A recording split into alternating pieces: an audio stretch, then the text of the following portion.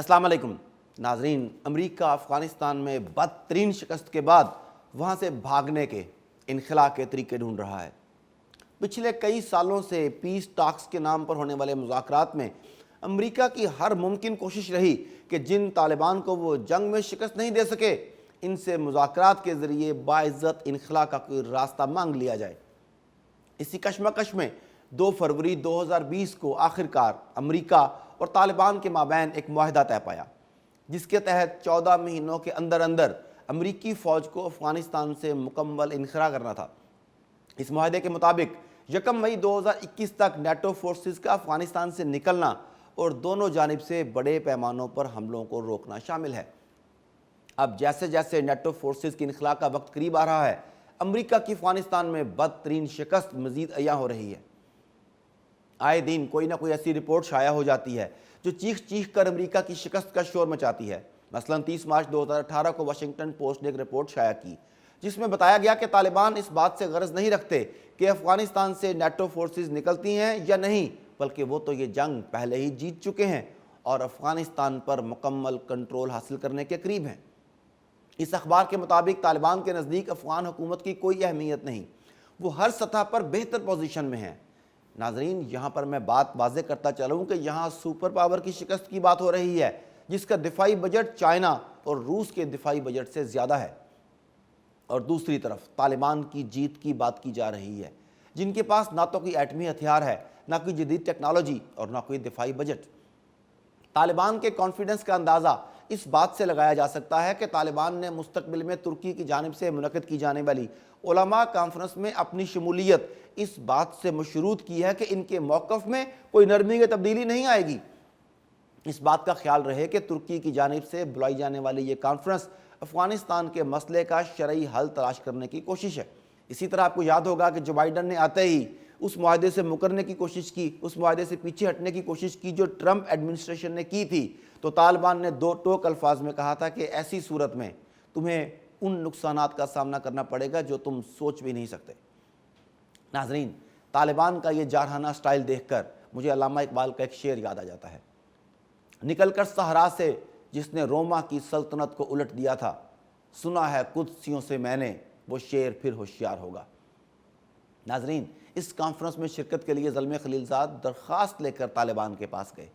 ان کی درخواست پر طالبان کے سیاسی ترجمان ڈاکٹر نعیم الحق نے 2 ٹوک الفاظ میں جواب دیا کہ اگر ہم شرکت کر بھی لیں تو ہمارے مطالبات میں سب سے بڑھ کر اسلامی نظام حکومت کا نفاذ، ملک کی آزادی اور غیر ملکی فوج کا انخلا ہوگا۔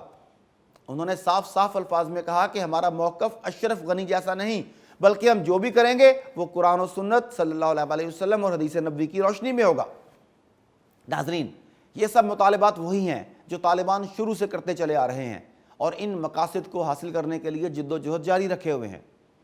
یہاں مجھے پاکستان کے سیکولر طبقے پر ترس آتا ہے، جو دہشت گردی کے نام پر طالبان اور اسلام کے خلاف پروپیگنڈا کرنے سے باز نہیں رہتے تھے۔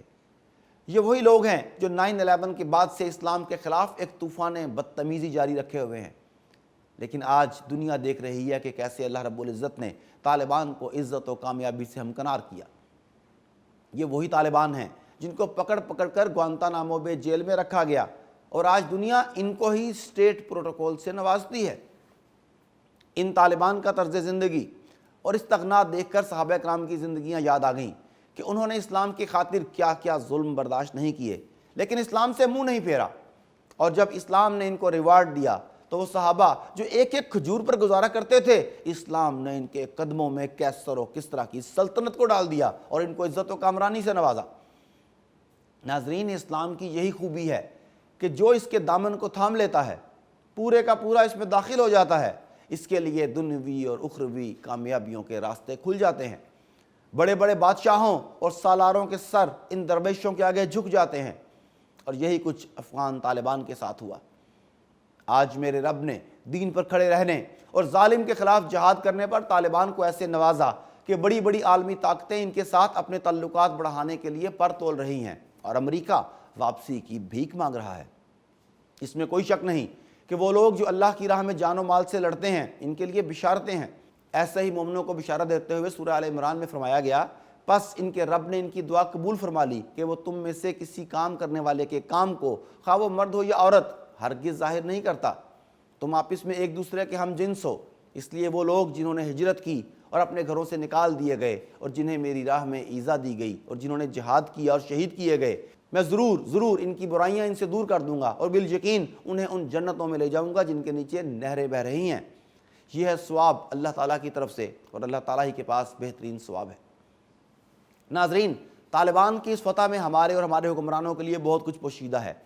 بے سر و سامانی اور پوری دنیا کی مخالفت بھی ان کے پایہ استقلال کو ڈگمگا نہ سکی۔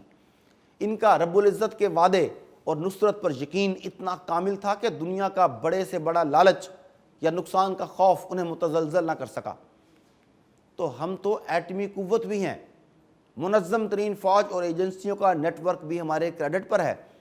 ہم بھی اسی رب کو ماننے والے ہیں جس کی اطاعت افغانی طالبان کرتے ہیں، بس کمی ایک مرتبہ کھڑے ہونے اور نعرہ تکبیر لگانے کی ہے۔ اللہ ہمارا حامی و ناصر ہو۔